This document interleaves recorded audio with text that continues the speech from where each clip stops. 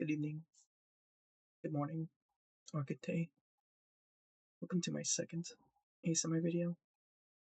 Today, I'll be showing off one of my most cherished certificates in my collection, the $10 1922 gold certificate. I know it might not be crazy rare compared to what US or old US currency is out there, but for me, this is one of my dream notes, and I was so happy I could get it at the price I did when I got it. But taking a look closer, it's just such a beautiful note to me. The vibrant orange/yellow color on the back side. Such a beautiful note, or I guess technically certificate.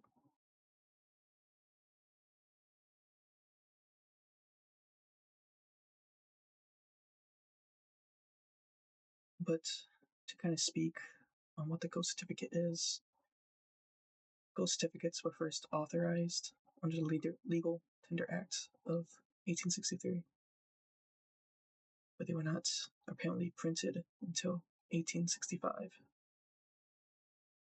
The need for these gold certificates arose from the limitations of the then United States note that was being circulated.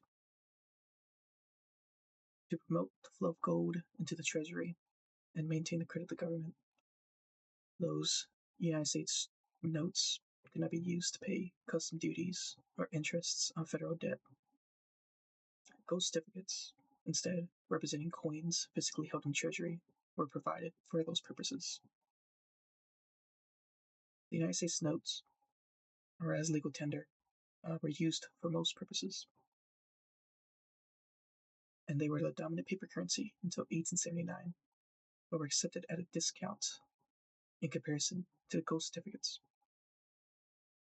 After 1879, the government started to redeem United States notes at face value in gold, bringing them closer into parity with gold certificates and making the latter also a candidate for general circulation.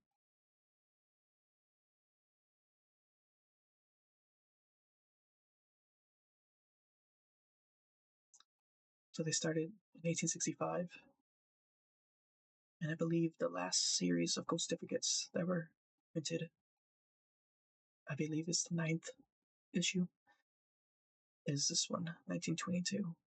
The last year they printed gold certificates.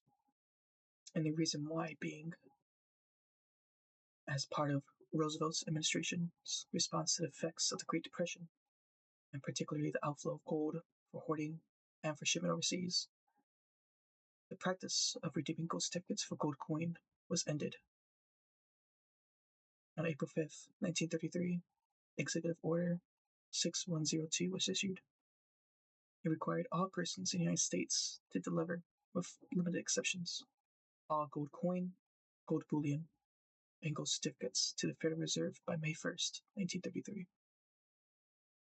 By order of the Secretary of the Treasury, dated December 28, 1933, private possession of gold certificates was also declared illegal due to their then illegal status and public fear that the notes would be devalued and made obsolete. This resulted in the majority of circulating notes being retired. So it's pretty amazing that those that are in private collections, like mine right now, survived that executive order from 33 and all the way to today. It's almost, I guess, a miracle, though I believe most people probably still wouldn't have returned their note, especially not a gold certificate.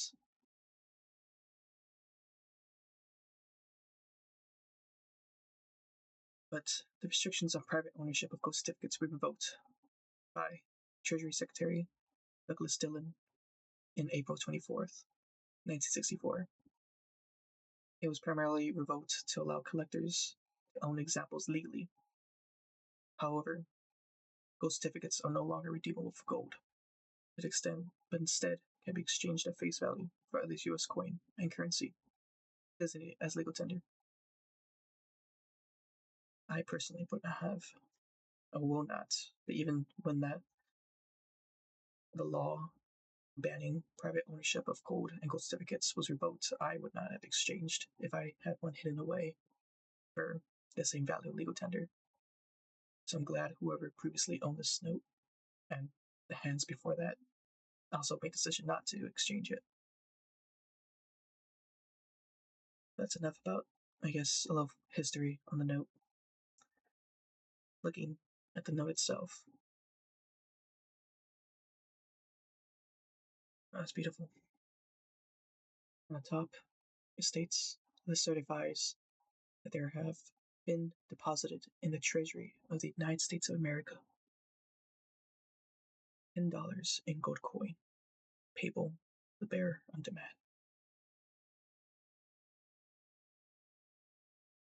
So when this gold certificate was printed and the gold certificates that came before it, they were able to go to the banks or the Federal Reserve and exchange the certificate for gold coin. Which I find that pretty cool. Reading the little text on the side, it states the certificate is a legal tender in the amount, therefore, in payment of all debts and dues, public and private. Acts of March 14th, 1900, as amended, and December 24th, 1919.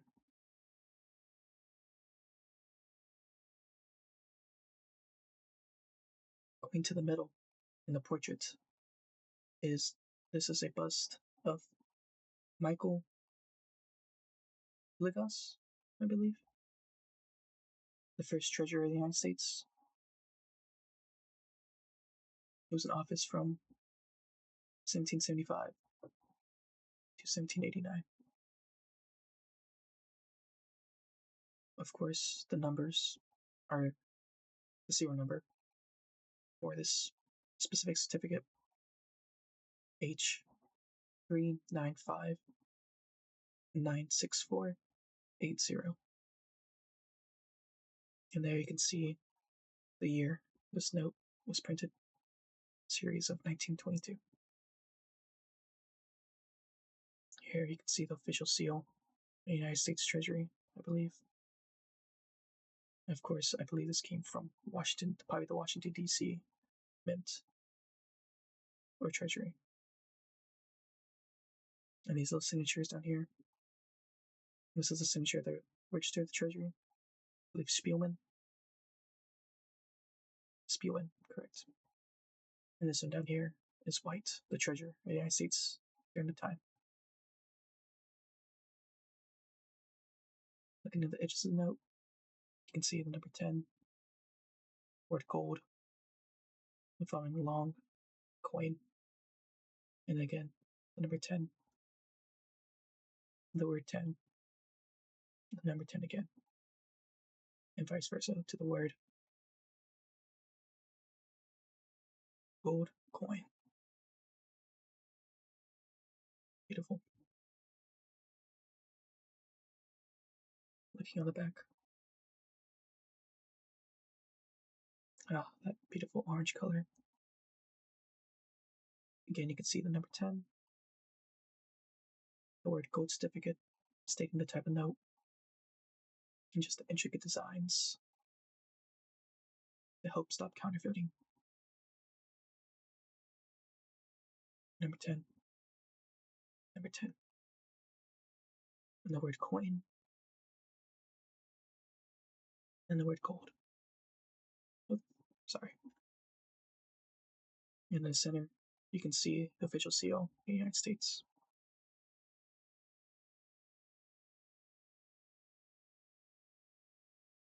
And again, I just love the detail of the note, the gold, orange color, all the intricate designs on it to stop counterfeiting, especially for a note like this. Oh, how do you notice here on the edge, you can see the Roman numeral for 10, the X, and the X.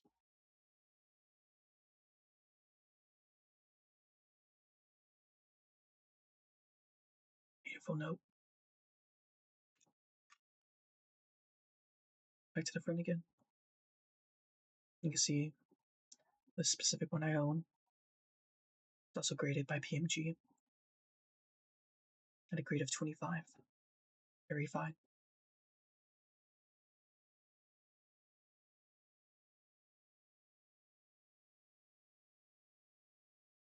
Beautiful note.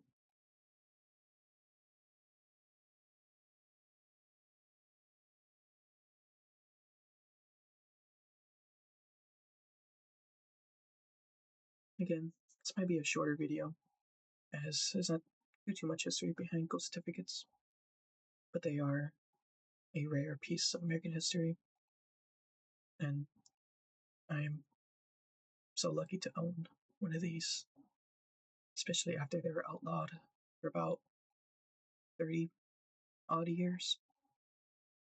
I'm so lucky that I have a specimen that survived those 30 years, especially in this condition. And I believe they made ghost certificates in 10s, 20s, 50s, 100s, and I believe they're even, I think the highest ghost certificate that was ever printed is the $100,000 bill that was used to facilitate transactions between Federal Reserve banks. I've seen that one in person. That one's amazing and beautiful and kind of crazy amount of money a single certificate can hold.